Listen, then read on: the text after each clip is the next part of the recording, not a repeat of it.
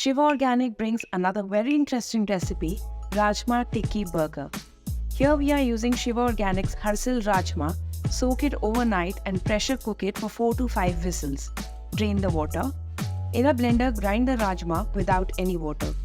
Take ground rajma, add mashed potatoes, add the vegetables, finely chopped green chilies, onion and capsicum, and besan in a mixing bowl.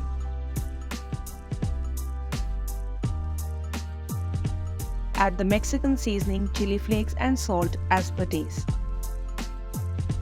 Mix well and divide into 10 equal-sized portions.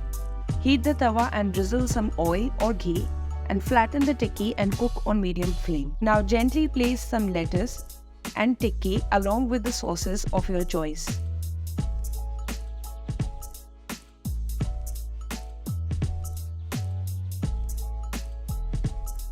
Enjoy the healthy organic delight.